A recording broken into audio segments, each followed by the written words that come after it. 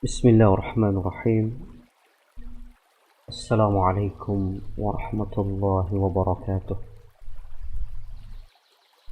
الحمد لله رب العالمين، والصلاة والسلام على أشرف المرسلين وعلى آله وأصحابه أجمعين ومن تبعهم بإحسان إلى يوم الدين. أما بعد. Alhamdulillah,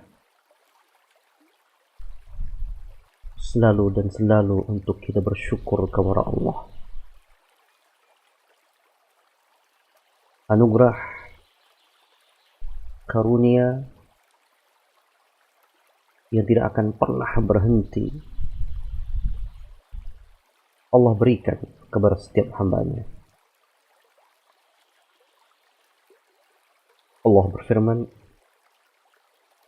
وَأَصْبَغَ عَلَيْكُمْ نِعَمَهُ ظَاهِرَةً وَبَاطِنَةً. Bukti dari ayat ini, Allah subhanahu wa ta'ala senantiasa mencurahkan beragam kenikmatan yang zahirah dan yang batinah kepada Allah subhanahu wa ta'ala. Senantiasa kita memohon semoga Allah subhanahu wa ta'ala memudahkan kita untuk menjadi hambanya yang senantiasa bersyukur kepadanya. Teriring salawat dan salam semoga senantiasa tercurahkan kepada Nabiur Rahmah, kepada Sayyidus Syakirin, Nabi kita Muhammad sallallahu alaihi wa ala alihi wasallam, keluarganya dan para sahabatnya, demikian pula umatnya yang istiqamah meniti jalannya hingga yaumul qiyamah. Kembali insyaallah di awal malam ini kita melanjutkan uraian dari Al-Imam As-Sa'di rahimahullah ta'ala tentang merasakan kebahagiaan dan harus ada upaya, harus ada perjuangan, harus ada langkah yang nyata untuk menikmati kebahagiaan di semua keadaan.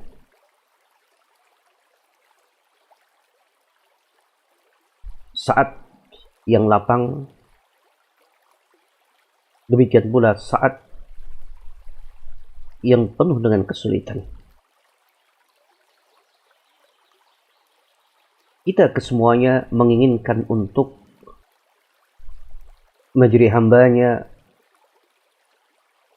yang Allah subhanahu wa ta'ala kagum kepada hamba itu. Ajaban li amril mu'min, yang dikatakan sungguh menakjubkan kondisi orang-orang yang beriman atau seseorang yang beriman, yang hal itu benar-benar tidak akan terjadi kecuali kepada mereka yang beriman. Saat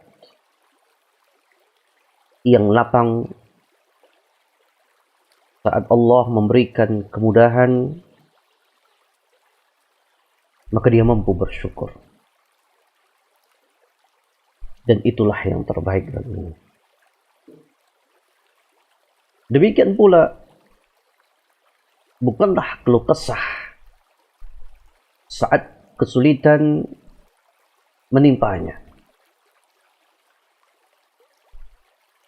Bahkan dia menikmatinya dengan penuh kesabaran.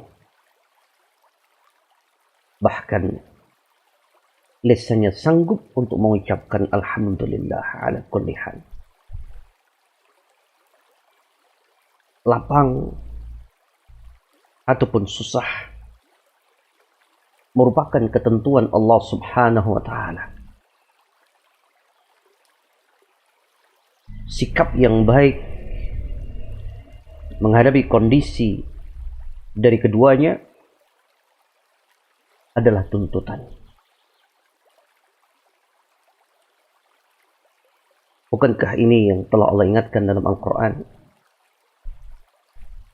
وَلَنَبْلُوَنَّكُمْ بِالشَّيْءِ مِنَ الْخَوْفِ وَالْجُوعِ وَنَقْصٍ مِنَ الْأَمْوَالِ وَالْأَنْفُسِ وَالثَّمَرَاتِ. Sungguh kata Allah, kami akan mencoba kalian semuanya dengan sesuatu dari rasa takut, wal-ju', rasa lapar, berkurangnya harta, berkurangnya jiwa, berkurangnya buah-buahan. Ke semua kita, siapapun, dimanapun, akan pasti merasakannya. Tetapi Allah menyatakan wabashshir sabirin. Kabarkan yang membahagiakan. Kabarkan yang menyenangkan untuk mereka yang bersabar.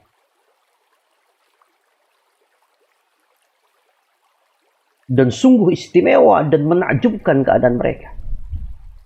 Orang yang sanggup bersabar, maka pujian dan sanjungan Allah akan dia terima. Ulaika alaihim salawatu min rabbihim. Dia akan mendapatkan salawat dari Rabb mereka, dari Allah Subhanahu wa taala. Wa ulaika humul muhtadun, dan mereka adalah orang-orang yang mendapatkan petunjuk.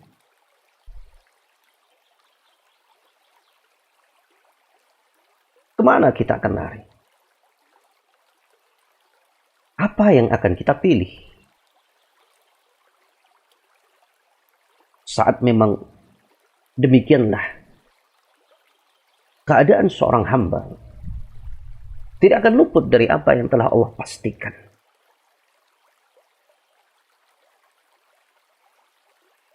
Walaupun cobaan demi cobaan, ujian demi ujian yang akan kita rasakan,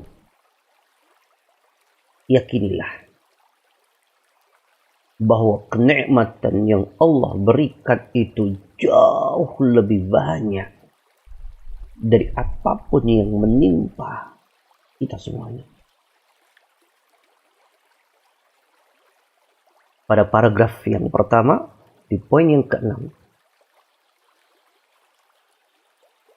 beliau menyatakan, atau paragraf yang keempat, فَإِنَّهُ إِذَا قَابَلَ, seandainya dia menghadapi nikmat-nikmat Allah Subhanahu wa taala, baina ni'amillahi alaihi allati la yuhsa laha 'addun wala hisab, yang barang tentu kenikmatan ini tidak akan bisa dibilang, dihitung. Wa baina ma asabahu min makruh, kita bandingkan, kita hadapkan dengan apa yang menimpa dari sesuatu kesulitan. Maka ingat, lam yakun lil makruhi ila ni'ami nisbah. Sama sekali kesulitan yang menghimpit kita, cobaan yang mendera kita, apapun yang kita rasakan, seberat apapun, tidak akan sebanding dengan kenikmatan yang telah Allah berikan.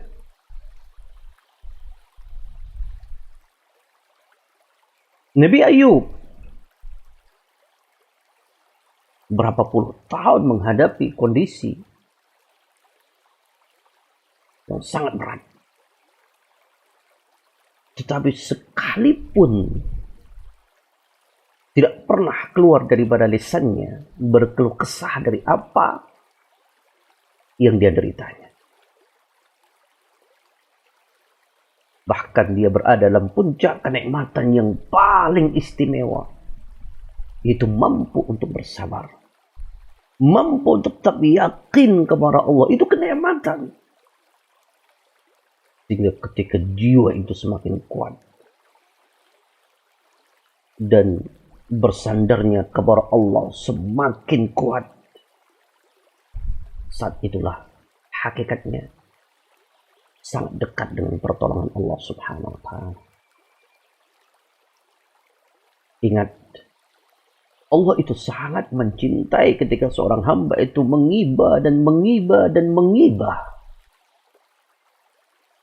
Tidak sadarkah kita ada kalanya Allah menunda sebuah harapan yang kita inginkan?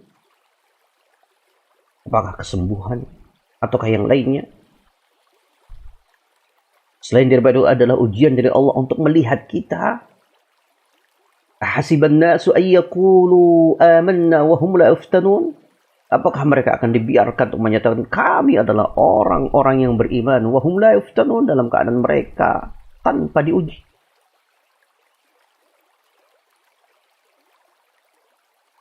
Ada kalanya yang perlu kita ingat, Allah Subhanahu wa Ta'ala sangat mencintai untuk kita mengibah dan mengibah dan mengibah. Karena doa, harapan, dan bagaimana seorang hamba itu mengibah merupakan bagian ibadah yang sangat tinggi nilainya dan sangat Allah cintai ketika diiringi dengan penuh keyakinan dan tanpa berburuk sangka kepada Allah. Jangan menganggap saat dalam harapan kita ingin cepat selesai daripada masalah, ingin cepat dekat sembuh daripada penyakit, ingin lekas mendapatkan solusi dari beragam problema, saat tertunda, jangan sangka Allah tidak cinta. Jangan sangka bahwasanya Allah Subhanahu wa Ta'ala menyia-nyiakan harapan kita. Yakinlah bahwa tidak ada yang lebih maha pengasih, tidak ada yang lebih maha pemurah selain Allah Subhanahu wa Ta'ala. Karena Dia yang memiliki kita, yang menciptakan kita, yang mengatur kita segala-galanya. Bukankah setiap hari kita membaca Bismillahirrahmanirrahim dengan menyebut nama Allah, dengan menyebut seluruh nama Allah yang maha pengasih lagi maha penyayang, mengingatkan agar kita damai dengan Allah yang maha pengasih. Cobaan yang cukup lama dirasakan Nabi Yunus alaihissalatu wassalam saat berada di perut ikan. Bukan 1 hari, 2 hari, 3 hari. Tetapi subhanallah, jika dia terus mengulang dan mengulang dan mengulang kalimat taubah, La ilaha illa an subhanak inni kuntu minadh dhalimin. La ilaha illa an subhanak inni kuntu minadh dhalimin. Ini yang dibaca terus. Kalau dia tidak bertaubat atau membaca zikir ini, sungguh dia akan berada di perut ikan ini sampai hari kiamat kelak.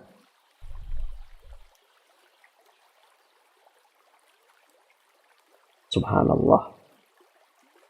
Artinya bahwa dengan seorang memasrahkan kepada Allah, serahkan hasil apa yang kita inginkan itu kepada Allah. selama kita telah menempuh asbab yang Allah perintahkan. Ini yang harus kita ingat.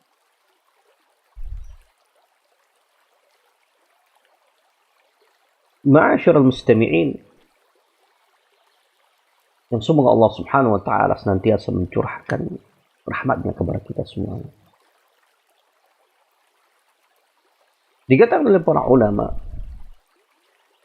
perjalanan kita ini, kebanyakan manusia ini adalah a'da'u ni'amillahi alaihim. Kondisi yang lebih banyak dan lebih nyata itu mereka musuh daripada nikmat yang Allah telah anugerahkan kepada mereka. Aneh.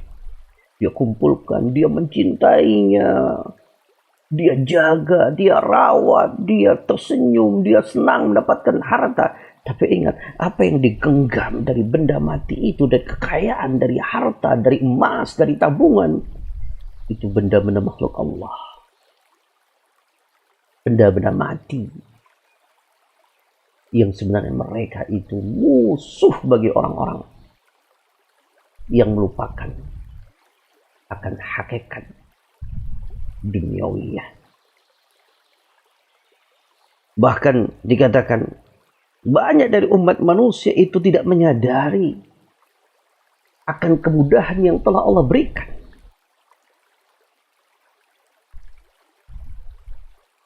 Subhanallah. Oleh sebab itu, apa yang menimpa? Apakah itu keburukan dari sesuatu yang terjadi ketika dia berinteraksi dengan hartanya, saat tidak mengetahui bagaimana berinteraksi yang seharusnya dia tempuh,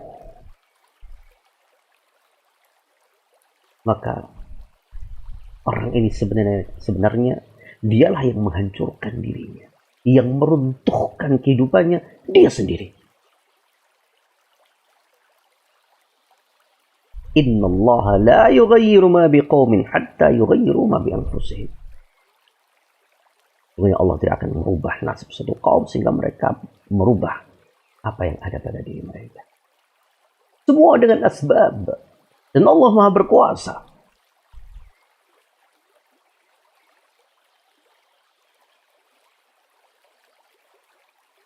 Indahnya perkataan Syekhul Islam Ibn Taimiyah rahimahullah ta'ala.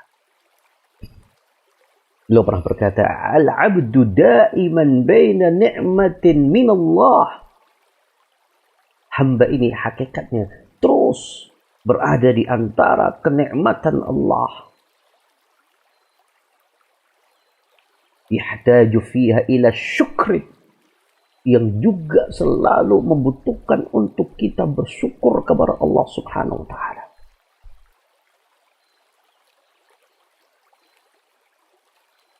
Subhanallah. Ini keadaan kita.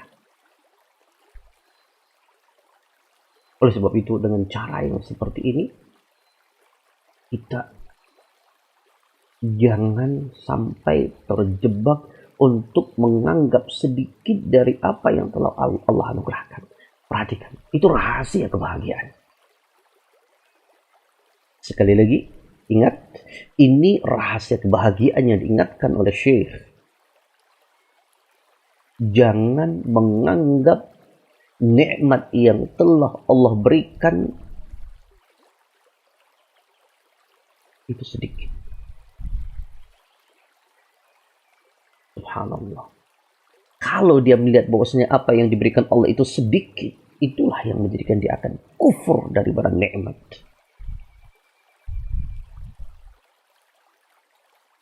Tapi kalau kita akan senantiasa melihat bahwa kita ini berada di lautan kenikmatan, itulah yang akan membawa kita untuk selalu bersyukur dan berzikir, mengingat Allah, mengingat Allah, mengingat Allah setiap saat.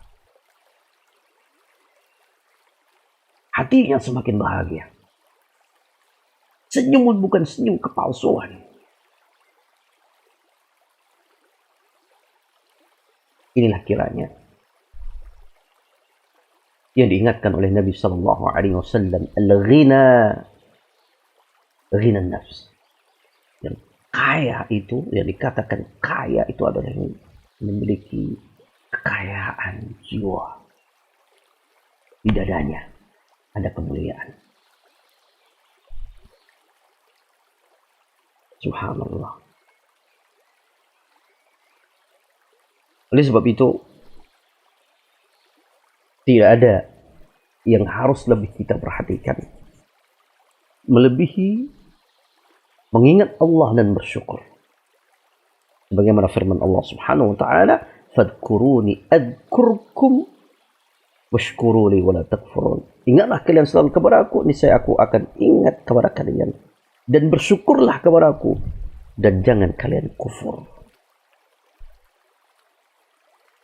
Makanya perintah Allah untuk bersyukur ini tidak menunggu untuk kita memiliki kendaraan roda 4 yang berjumlah sekian, mobil mewah dengan harus merek demikian, rumah yang harus 3 lantai, yang harus ada kolam renangnya, baru saya mampu untuk bersyukur. Lah, kalau ingin bahagia, maka latihlah untuk bersyukur di semua keadaan. Kemudian beliau berkata, balil makruhu wal masaibu idza batalallahu bihal abda. Perhatikan kata beliau, saat kesusahan dan kesusahan, demikian pula musibah demi musibah yang dengannya Allah mencoba seorang hamba, وأدى فيها وظيفة الصبر والرضا والتسليم. Akan tetapi hamba yang mendapatkan kesulitan, musibah, yang sedang dicoba Allah Subhanahu wa taala, dia mampu untuk menunaikan kewajiban atau tugasnya untuk bersabar. Perhatikan ini beberapa poin dari makna syukur dikala musibah itu melanda. Perhatikan. Yaitu yang pertama as-sabr. Tetap dalam kondisi sabar, mampu dia untuk bersabar. Tulis dan camkan. Sabar. Yang kedua, waridha, dia mampu ridha. Hatinya tidak pernah menggugat. Bahkan benar-benar dia rela dengan apa yang memang telah Allah coba terhadap dirinya. Penuh husnudzan kepada Allah. Wat taslim, dan benar-benar memasrahkan secara totalitas kepada Allah Subhanahu wa taala. Kiranya inilah makna inna lillahi, kita ini benar-benar milik Allah, dan kita ini benar-benar akan hanya kembali kepada Allah. Hanya kepada Allah kita akan kembali. Kita milik Allah. Inna lillah, kita ini milik Allah. Kalau kita sadar milik Allah, apapun ketika yang maha memiliki itu melakukan sesuatu apapun terhadap kita yang dimilikinya, tidak ada yang lebih utama melebihi kita sabar, ridha dan pasrah. Kenapa demikian? Karena Allah itu tidak pernah dan tidak akan berbuat zalim kepada hambanya. Dan bahkan Allah mengharamkan kezaliman pada dirinya. Dan Allah itu maha pengasih dan maha penyayang. Tidak akan menzalimi, menentukan sesuatu yang di sana ada kezaliman. Semua sifat Allah itu baik. Apa yang Allah lakukan itu baik. Kalau demikian keyakinan kita, bagaimana mungkin untuk kita bersuudzon sesusah apapun, sesulit apapun yang ada pada lembaran kehidupan kita. Kalau 3 poin ini kita rasakan, as-sabr, war-ridha, wat-taslim, perhatikan apa yang terjadi?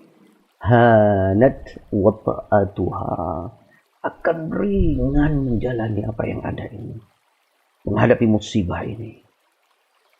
Wa khaffat mu'natuha, dan beban itu akan semakin ringan. Subhanallah. Coba kita perhatikan keutamaan orang-orang yang mendapatkan musibah. Kembali kita singkap hadis tentang keutamaan orang-orang yang mendapatkan musibah dan bersabar, ridha dan taslim. Keutamaan orang yang buta, yang tidak bisa melihat. Keutamaan seorang yang ditinggal wafat oleh anak-anaknya. Keutamaan demikian dan demikian dari beragam musibah.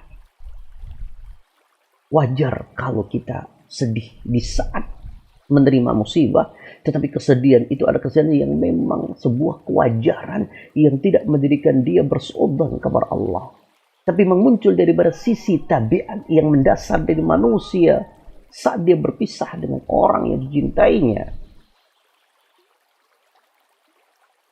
Tetapi kemudian sebagaimana dicontohkan oleh Nabi ketika berpisah dengan Ibrahim, wa innal qalba la tahzan, hati itu bersedih.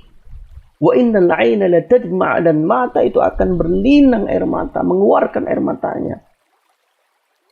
Kesedihan itu pasti mengundang air mata, dia akan keluar. Siapa yang bisa menahan? Tapi tidak ada yang lebih berhak kecuali untuk berridha dan pasrah. Ini diajarkan oleh Nabi Shallallahu Alaihi Wasallam. Sehingga berlinangnya air mata pun membawanya untuk tetap bahagia dengan ketentuan Allah. Karena Allah tidak zalim dari apa yang ditentukannya. Ditambah lagi kata beliau, wa kana ta'milul 'abdi li ajriha wa thawabiha wa ta'abbudi lillahi bil qiyam bi wadhifati as-sabri war ridha. Ditambah lagi harapan yang ada pada dirinya saat menghadapi cobaan-cobaan itu, kata beliau, adalah untuk mendapatkan pahala, mendapatkan ganjaran. Ditambah lagi wa ta'abbudi lillah, untuk bagaimana dia tetap dalam kondisi bisa beribadah kepada Allah, bahkan apa yang menimpanya menjadi ladang kebaikan yang bisa dia manfaatkan untuk membuktikan bahwa Allah lebih dicintainya. Bil qiyami bi wadhifatis sabr, beribadah kepada Allah dengan merealisasikan makna hakikat kesabaran, waridho, dan kerelaan atau ridha. Yada'ul asya'al murrah hulwatan, yang pada akhirnya kemampuan dia untuk melakukan seperti ini, kondisi-kondisi yang ada ini akan terhilangkan, terenyahkan dalam kehidupannya, berubah dari yang sebenarnya pahit untuk dirasakan, hulwatan menjadi manis. Fatunsihi halawatu ajriha. Kenapa kok bisa manis? Karena dia menjadi terhibur, bahkan terlenakan dengan manisnya janji Allah yang Allah persiapkan kalau kita sabar dan ridha. Fatunsihi halawatu ajriha mararata sabriha, akan terlupakan. Lupa karena memang janji Allah itu lebih yakin, lebih nyata, sehingga meringankan daripada pahitnya saat dia berupaya untuk menahan kesabaran. Subhanallah. Untayan kalimat-kalimat yang seharusnya menggugah kita. Kehidupan ini memang bagi kita harus berani kita hadapi dengan menempuh asbab yang Allah perintahkan. Tapi juga terus kita melangkah dengan berdoa dan memasrahkan semuanya kepada Allah Subhanahu wa taala.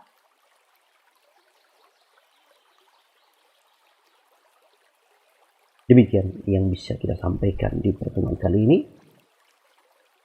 Semoga ada manfaatnya. Kurang lebihnya mohon maaf. Insyaallah kita lanjutkan esok malam pada waktu yang sama. Aqulu qouli hadza wa astaghfirullah li wa lakum wa nafa'ani wa iyyakum bima fihi minal ayati wa dzikril hakim.